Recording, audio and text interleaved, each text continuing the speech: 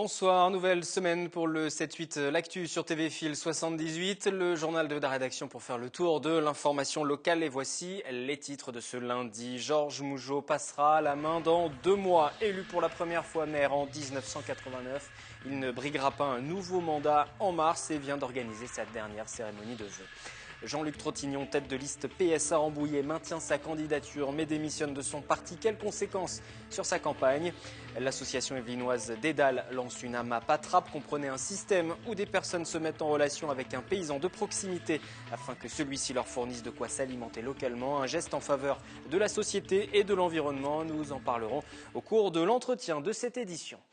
L'image du jour, c'est le vélodrome de Saint-Quentin en Yvelines qui ouvre ses portes au public. Avant la soirée d'inauguration du 30 janvier, s'est déroulée aujourd'hui une course de cyclisme sur piste entre la France et la Grande-Bretagne. Nous n'avons pas été autorisés à filmer cet événement. Cette année, le complexe de 15 000 m² et 5 000 places doit accueillir plus de 40 événements sportifs et culturels, des concerts notamment. Le prix du tabac en hausse, compté jusqu'à 70 centimes la cigarette pour la marque la plus chère. Le prix du tabac a en effet augmenté ce lundi de 20 centimes pour les cigarettes par le paquet et de 50 centimes pour le tabac à rouler. Il s'agit de la 3e augmentation en 15 mois. Claire Cambier s'est rendue auprès du président de la Fédération des buralistes qui estime que cette hausse des prix n'aura qu'une conséquence, augmenter le nombre des clients à se rendre à l'étranger. Encore une hausse qui nous frappe de plein fouet, égale baisse du volume, donc baisse de chiffre d'affaires. Parce qu'aujourd'hui, contrairement aux années précédentes, l'augmentation du prix ne compensera pas la perte de volume. Pourquoi ? Parce qu'il y a de moins en moins de gens qui viendront acheter leur tabac. Il y en a qui vont aussi se détourner sur la contrebande, qui augmente de plus en plus et qui représente aujourd'hui quasiment 25% du tabac fumé en France. Parce qu'il n'y a pas moins de fumeurs, il y a moins d'acheteurs de tabac dans le réseau des buralistes. Et qu'en pensent les quelques 13 millions de fumeurs en France? Quelques réponses avec ce micro-trottoir tourné à Saint-Quentin en Yvelines. C'est quoi le but? C'était que les jeunes arrêtent de fumer, ça? C'est pas vrai. C'est l'État. Ils veulent s'en mettre plein les poches et puis c'est tout. Voilà, donc ils font semblant qu'ils pensent à notre santé, mais c'est pas vrai. C'est un peu élevé quoi, mais bon, c'est comme ça. Il faut arrêter de fumer de toute façon, donc voilà, quoi, c'est tout. Mais c'est trop cher. Je trouve ça désolant dans la mesure où je suis dans la rue. Je vous le dis honnêtement, j'ai que le RSA, j'ai rien d'autre. Et bon, pour moi, c'est du luxe. Le tabac, déjà, c'est du luxe. Et en plus, si on augmente tout, c'est grave. Et ça va augmenter, puis peut-être qu'on arrêtera si ça augmente encore plus. Hein. Je pense qu'il devrait éviter d'augmenter autant le tabac ou alors l'augmenter directement au lieu de nous la mettre à l'envers. Et en marge de cette hausse, j'ajoute qu'en ce moment se déroule une grève des principaux fournisseurs de cigarettes dans les Yvelines. Il s'agit de revendications salariales. Les premiers buralistes seraient déjà incapables de répondre à la demande, notamment au Chesnay. Les taxis, vous venez de les apercevoir, qui manifestaient aujourd'hui à Paris. Principal motif de leur colère, la concurrence qu'ils jugent déloyale des véhicules de tourisme avec chauffeur, les VTC, notamment sur les charges à payer. Par exemple, un chauffeur de taxi de 50 ans en Yvelines paiera sa licence 180 000 €, quand un chauffeur de VTC ne paiera qu'une centaine d'euros. Les prix sur la course s'en ressentent forcément, même si aujourd'hui les chauffeurs de Saint-Quentin n'étaient pas en grève. Ils s'inquiètent de cette situation. Aujourd'hui, le prix, comme partout, c'est le nerf de la guerre. Donc plus vous êtes cher, moins vous avez de clients. Et la concurrence, effectivement, moins ils ont de contraintes et moins ils ont de charges, plus ils peuvent faire des prix bas. Donc automatiquement, pour nous, c'est effectivement des choses qui ne sont pas formidables et on n'a pas le choix. Parce que nous, les tarifs, il faut savoir également que quand on n'applique pas les augmentations de tarifs, on nous verbalise. Ensuite, c'est vrai qu'on est quand même contrôlé souvent, on a des compteurs, on est plombé, il y a visite médicale et autres. Enfin, il y a beaucoup de contraintes que les autres n'ont pas visiblement. Mercredi, une assemblée de l'intersyndicale est d'ores et déjà annoncée afin de décider de la suite du mouvement à travers la France.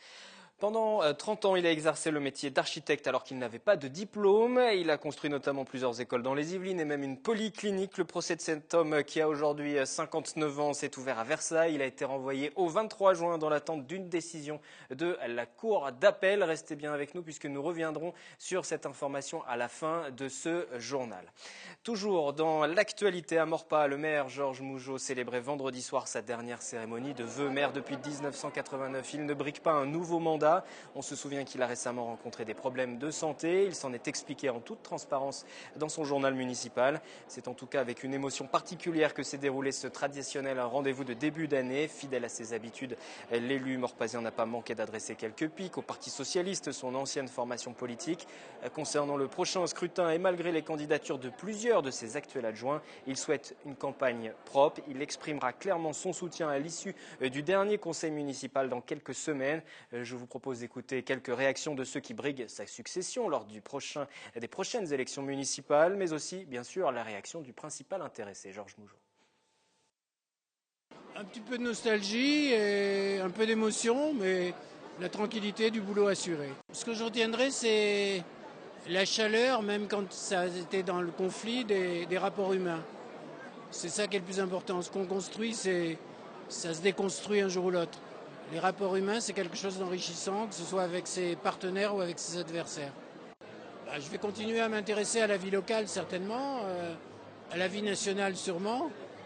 Et puis je vais peut-être m'intéresser à autre chose aussi, un petit peu à moi aussi. Georges Mougeot, c'est d'abord un homme avant d'être un maire. Et chaque fois que j'ai eu l'occasion de le dire, j'ai dit l'estime que j'avais pour l'homme. Je suis très admiratif d'abord sur sa prestation puisqu'il sort d'une période un peu difficile pour lui sur le plan de sa santé. Donc vous avez vu qu'il avait quand même retrouvé la forme. Donc c'est un très bon signe d'abord pour lui parce qu'il a quand même remporté une grande victoire personnelle. Et puis pour l'avenir puisque ça signifie qu'il faut garder l'espoir. Des choses ont été réalisées à Maurepas qui sont des choses majeures et ça a été fait dans le souci de l'intérêt des Maurepasiens. Avec un homme de tolérance, quelqu'un que je vois partir avec un certain regret. Je pense que ça doit être le même sentiment toute sa vie, lorsqu'on a travaillé pour une entreprise et qu'on va à la retraite. On a toujours un sentiment, je dirais, d'un cycle qui s'achève. Et je pense aussi un plaisir d'avoir laissé son empreinte, d'autant plus dans la politique, et d'avoir marqué une commune pendant tant d'années. À noter également que se présente en mars pour ces élections Grégory Garestier pour l'UMP, Jean Saint-Doufoury sans étiquette et Nagy Debache pour Debout la République. Jean-Luc Trottignon est lui le candidat de gauche à Rambouillet. Il a été investi par le Parti socialiste et a décidé de démissionner de cette formation. Il avait rejoint le PS il y a bientôt un an après avoir soutenu la candidature de François Hollande en 2012. Aujourd'hui, il dénonce une mainmise socialiste et un refus de le laisser accueillir sur sa liste Michel Fink, actuel vice-président des centristes des Yvelines. Jean-Luc Trottignon, lors d'un point presse sur le marché de Rambouillet ce week-end, a rappelé que sa liste Rambouillet Renouveau ne comptait que 4 socialistes encartés et qu'il était impensable qu'une minorité impose sa volonté. Sandrine Grandgambe, la responsable départementale des socialistes dans le département, déplore cette situation. Elle rappelle que l'instance nationale du parti lui avait accordé sa confiance. Elle nous a expliqué qu'aucune discussion sur le choix des colistiers n'avait été possible avec Jean-Luc Trottignon avant de conclure: un parti politique n'est pas un hôtel. Aujourd'hui, une nouvelle liste PS avec Europe Écologie Les Verts n'est pas à exclure sur Rambouillet. On écoute Jean-Luc Trottignon ainsi que Michel Fink, centriste, qui a donc choisi de s'inscrire sur la liste du candidat actuellement d'hiver gauche. On a toujours dit, mais dès le départ, qu'on aurait sur notre liste, on la construirait avec des gens de sensibilité de gauche, des gens de sensibilité écologiste et des gens de sensibilité du centre. Ça a toujours été clair. Et c'était ça d'ailleurs en 2008. Et c'est une question de sincérité vis-à-vis des électeurs. Je ne peux pas admettre sur ma liste qui défend la démocratie partagée, qui est une mine 12% des candidats de la liste, prennent les décisions pour 100%. C'est vraiment absolument pas admissible. Le programme ne changera pas, c'est pas parce que nous avons 2 personnes reconnues comme centristes qui nous rejoignent que ça changera les grandes lignes du projet qui était prévu. Moi-même, j'ai quitté l'UDI fin décembre. Je reste vice-président centriste des Yvelines. Et non, je ne pense pas que ce soit cette visibilité. Je ne veux pas jouer sur les partis. Vous savez qu'aujourd'hui, 2,5% des électeurs sont inscrits dans un parti politique. Donc le poids n'est pas forcément au niveau des municipales. C'est l'année du changement. Pour rappel, Gérard Larcher, avec sa notoriété, son charisme, a toujours ramassé plus de voix que simplement les gens de droite. Le fait de ne pas y être risque de faire déjà un 2e tour et je vois cette liste très ouverte, la nôtre, gagner au 2e tour.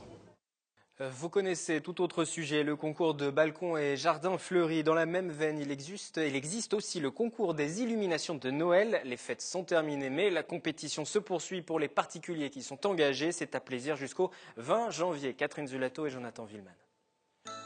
Une façade et un jardin qui brillent de 1000 ampoules LED, c'est la maison de la famille Dumaine. Depuis 3 ans, à chaque Noël, Laurent, son épouse et sa plus jeune fille Mélina s'attellent à poser guirlandes et motifs. Souvent les gens aussi qui nous remercient parce qu'ils s'arrêtent dans la rue pour nous dire votre maison, c'est vrai que ça donne un peu de chaleur à la ville et à la rue. Cela fait 2 ans que Laurent participe au concours des illuminations de Noël avec bon espoir d'emporter la mise cette année. Ce soir-là, le jury doit noter 8 maisons et 7 balcons illuminés selon 3 critères. L'originalité, la composition et surtout l'animation sur la voie publique. Les couleurs sont bien réparties. C'est harmonieux. Voilà, c'est léger. Dans le secteur des peupliers, ils ont le coup de cœur. C'est à côté léger parce que on voit des fois des décorations, c'est pas la quantité mais la qualité et voilà qui compte. Parce que la quantité, mettre beaucoup, c'est pas beau non plus. Hein. C'est l'harmonie. Il faut l'harmonie en tous sens, les couleurs, les décors. Des décors qui utilisent la technologie du LED, une évidence à laquelle le jury est sensible. Il faut éclairer certes les maisons, mais penser aussi aux économies. Une ampoule LED consomme 50% de moins qu'une ampoule classique, et Laurent l'a vérifié. Par rapport à l'année dernière, depuis que je fais ça, j'ai pas vu le compteur électrique bouger beaucoup, donc ça ne doit pas consommer énormément. Car les illuminations, c'est d'abord un budget, 3 000 € pour Laurent et sa famille qui dispose de 200 mètres de luminaires. Pour la ville de Plaisir, la note est plus importante, bien entendu. 92 000 € à l'année avec un contrat qui stipule 30% de renouvellement tous les ans. La commune organise ce concours depuis 5 ans. Les résultats seront dévoilés en février. 3 lauréats seront récompensés à gagner des illuminations de Noël. Ce week-end, la première AMAP de Trappes a vu le jour. Une AMAP comprenait Association pour le maintien d'une agriculture paysanne. C'est l'association Dédale dont l'un des membres va venir sur ce plateau dans un instant pour en parler, qui a contribué à cette ouverture. Reportage pour le moment à Trappes ce samedi lors du lancement de cette fameuse AMAP. Olivier Maniscalco et Claire Cambier. Une nouvelle AMAP pour les trappistes. Ce week-end, salle Jean Moulin, l'association Dédale organisait une première réunion d'information pour la vingtaine d'inscrits favorables au maintien de l'agriculture paysanne. Un contrat d'1 an a été signé avec un maraîcher bio installé à Maintenon et les premières distributions de paniers s'effectueront dès le mois de mars.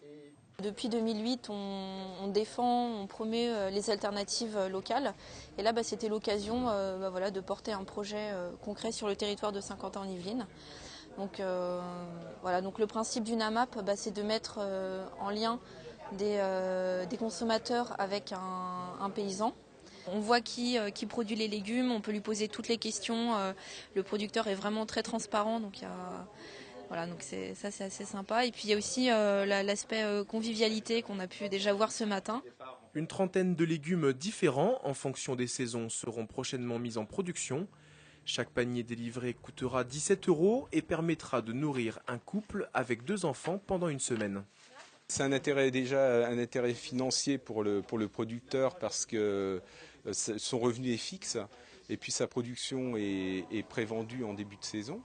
Donc, et pour le consommateur, c'est un intérêt aussi parce que il a des produits de saison et de qualité. Et puis aussi, ça crée du lien entre le groupe et le maraîcher. Si vous souhaitez rejoindre le mouvement, les inscriptions sont encore ouvertes durant le mois de janvier. En France, on compte aujourd'hui plus de 1700 AMAP pour près de 300 en Ile-de-France. Et l'invité du journal, c'est Khaled Gaïji. Bonsoir. Bonsoir. Membre de l'association Dédale à Guyancourt et qui couvre Saint-Quentin-en-Yvelines. Vous avez aidé au lancement de cette initiative, donc cette AMAP. Avant de vous faire réagir, déjà une précision. Ce qu'est Dédale, votre association, démarche dynamique pour des alternatives éthiques. Voilà pour la signification. Mais quelles sont vos missions ?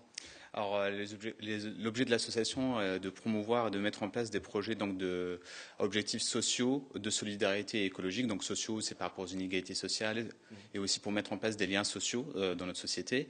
L'écologie, bon, voilà, c'est les écosystèmes pour les protéger et la solidarité, c'est pour venir en aide à autrui. Alors, en marge des AMAP, l'AMAP de Trappes dont on va parler, quelles sont les autres missions que vous avez pu mener jusqu'à présent? Justement, un des mots du nom de Dédale, c'est il y a alternative dedans. Donc en fait, nous, on a une critique assez radicale du système dans lequel on est, mais au lieu d'insister sur les problèmes, on va plutôt insister sur les solutions. Et on va mettre en place en fait des solutions ou les promouvoir. Par exemple, on a fait des Alter Expo, donc c'est des expositions où on parle de l'économie sociale et solidaire, de l'agriculture alternative, du gaspillage alimentaire et des solutions donc, pour en sortir. On a fait un Alter Guide, donc c'est un guide des alternatives de l'économie sociale et solidaire qui sont présents sur 50 ans en Yvelines et environ. On a organisé des moments aussi comme les repas de Dédale, qui sont des repas débats, donc où on parle de la relocalisation, de l'autonomie, de thématiques assez intéressantes. Des stands où on fait des jeux coopératifs aussi pour changer un peu des jeux concurrentiels qu'on connaît. Et on fait aussi donc des ateliers de rue où on promeut en fait la mise en place de la pédagogie sociale dans l'espace public. Donc là, c'est une pédagogie émancipatrice en fait pour les enfants où il n'y a pas de domination en fait envers l'animateur et l'enfant. Et en fait, c'est un travail très intéressant qu'on mène pour remettre du lien social. C'est toute une réflexion au cours du fonctionnement de la société que vous menez exactement. avec l'association, avec Dédale, et ça aboutit aussi à des réalisations comme les AMAP, ce qu'on vient de voir à l'instant. Alors quel est le principal avantage de ces associations pour le maintien d'une agriculture paysanne? À quoi sert une AMAP concrètement déjà? En gros, une AMAP a un objectif, en gros, c'est comme c'est dans le nom, de maintenir l'agriculture paysanne. Aujourd'hui, on est face donc, à un problème social avec l'agriculture qu'on appelle productiviste, conventionnelle, on peut l'appeler comme on veut, mais en gros, il y a plein de problèmes en fait, sociaux et écologiques donc, dus à cette agriculture-là. Et donc, du coup, il y a une structure qui s'appelle Alliance Provence qui a mis en place une charte donc, des AMAP, donc les associations de maintien d'une agriculture paysanne. Donc c'est un mouvement qui s'inspire des Tekkei, donc c'est un mouvement similaire qui avait lieu au Japon. Et en France, donc en gros, une association de maintien de l'agriculture paysanne, c'est quoi? C'est en gros quand il y a des groupes donc, de consommateurs et de producteurs qui vont se mettre en lien sans intermédiaire. Parce qu'on a observé que quand il y a des intermédiaires, ça posait des problèmes, ou il y avait des problèmes de confiance parce qu'on ne connaissait pas directement l'agriculteur. Donc là, le consommateur, pour être on très appelle précis, ça, oui. Le consommateur va savoir ce qu'il récupère, ce qu'il va le manger dans son assiette de manière très transparente, puisqu'il aura directement été en contact avec le producteur. Exactement. Et puis pour le producteur, ça évite aussi de voir son argent, sa rémunération diminuer au fur et à mesure des intermédiaires, c'est ça? Exactement. En fait, le producteur, le consommateur il y a un contrat en fait qui est signé entre les deux et il a une obligation de préfinancement, le consommateur. Donc en gros, il va préfinancer l'agriculteur, c'est du préachat. Donc en fait, l'agriculteur va pouvoir planifier en fait donc toutes ses livraisons, ce qui permet de sécuriser. On sait déjà combien on doit payer. Le montant est de 17 € par panier. Et après, le poids du panier est entre 4 et 6 kilos. On ne peut pas avoir en fait un poids. En moyenne, en fait, ça serait plutôt ça. Et il y a aussi un objectif donc, de solidarité qui est dans le contrat, c'est-à-dire que si l'agriculteur en fait, a des problèmes climatiques en termes de production, ce n'est pas grave, on reste solidaire de la personne, donc on le finance quand même s'il y a des aléas climatiques ou on peut même aller l'aider au niveau logistique. Parfois, on va faire une petite cueillette de pommes de terre, des choses comme des petits pois, par exemple. On s'implique, d'où la signification d'acteur. En fait, mais est-ce qu'au final, il y a l'aspect solidaire, mais est-ce que ça coûte aussi moins cher pour un consommateur, bien cette fois-ci lambda? Bien sûr, on a fait des comparaisons. En fait, l'objectif, c'est que c'est du commerce équitable, quand même. C'est ce qu'on appelle du commerce équitable nord-nord. Donc, on assure un revenu aux producteurs et les moyens donc, de subvenir à ses besoins. Pour l'exploitation, mais c'est aussi donc ça baisse en fait justement le prix par rapport aux intermédiaires. Donc là-dessus, il y a eu quand même des études économiques qui ont montré que la grande distribution en fait avait quand même pas mal, une manne financière qu'elle récupère qui peut aller de 20 à 60%, voire 80% parfois. Donc en fait, c'est justement on évite tous ces problèmes-là. Sachant que ce n'est pas vraiment notre objectif, bien sûr. Mais c'est vrai que pour des achats d'agriculture, donc dans la charte de l'agriculture paysanne, c'est sans usage donc, de pesticides et d'engrais chimiques, donc du bio, pour faire vite, sans une obligation de label. c'est quand même assez intéressant comme prix aussi. Nous sommes à Saint-Quentin-en-Yvelines, ancienne ville nouvelle, il y a encore peu de temps, on était encore dans une ville nouvelle. C'est difficile de monter une AMAP parce qu'il y a peu d'agriculteurs, parce qu'ils disparaissent? Alors, c'est difficile de trouver des agriculteurs locaux. En fait, il y en a très très peu en région Île-de-France parce que le foncier coûte très très cher en Île-de-France. Donc souvent, en fait, on les trouve plutôt dans la région centre, mais vraiment limitrophes. Donc notre agriculteur, lui, il est à Pierre, c'est sur la route de Chartres. Il n'est pas vraiment à côté, mais il n'est pas très loin non plus. On peut y aller facilement en transport en commun, ce qui est quand même assez intéressant si on veut s'impliquer. Il y en a d'autres qui sont beaucoup plus éloignés. Mais en gros, le local, on le fixe à 100 km. Et on a fait même des petits calculs en fait dans l'association où on a vu que si personne ne prenait sa voiture, 30 personnes ne prennent pas leur voiture, et l'agriculteur vient de 300 km ou 200 km, c'était toujours plus intéressant écologiquement parlant. Sur les AMAP, quel recul on a? Est-ce que c'est des solutions qui peuvent vraiment se pérenniser? Alors, les AMAP, pour l'instant, moi je suis très engagé dans les associations. Je trouve que c'est le système associatif qui marche le mieux. Donc, c'est-à-dire que il y a énormément de monde qui viennent. Ce n'est pas obligatoirement des personnes qui sont des citoyens très très engagés, mais finalement ils ont une réflexion très intéressante sur ce qu'ils mangent, sur parfois il y a plusieurs sensibilités en fait très différentes, et finalement c'est ce qui marche le mieux en termes d'association.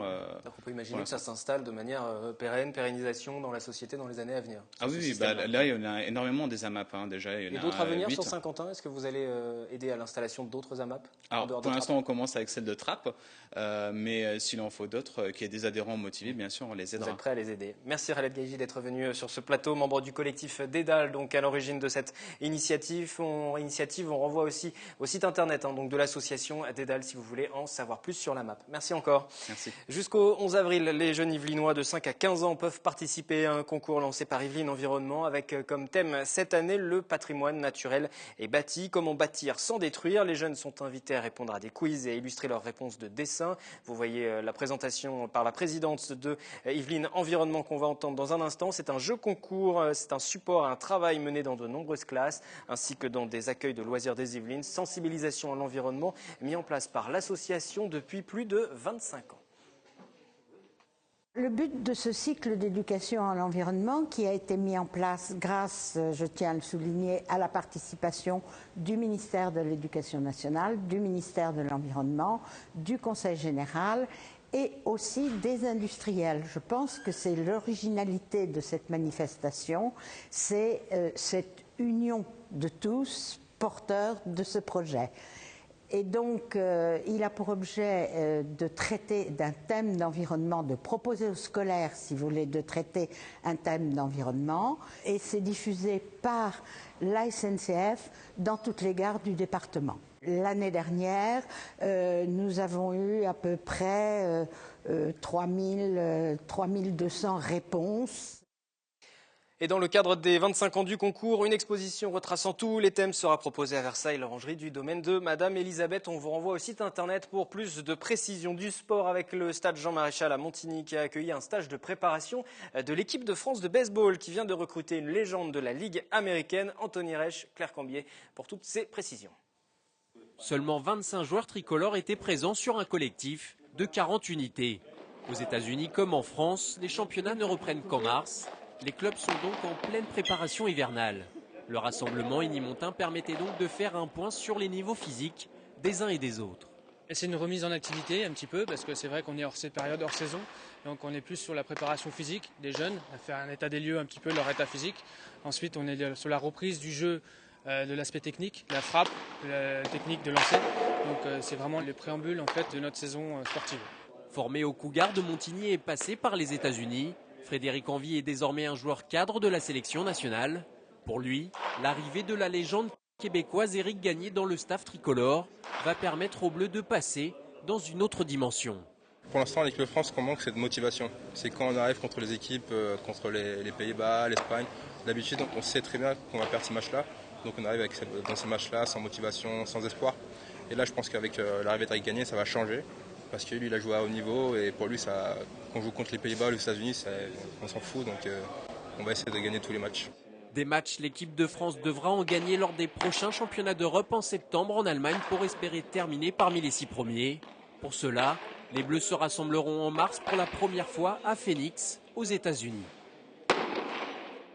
Voilà, et puis pour cette affaire concernant cet architecte, en tout cas celui qui a prétendu être architecte pendant plus de 30 ans et dont le procès s'est ouvert à Versailles ce matin, je vous renvoie à notre site internet pour consulter le reportage complet. Nous y reviendrons aussi dans la prochaine édition du 7-8. L'actu, ce sera mardi dès 18h en direct. Votre soirée sur TV Fil, c'est avec Anthony Reich et le 7-8 Sport. L'essentiel du sport du week-end. Excellente soirée et donc à demain, toujours sur TV Fil.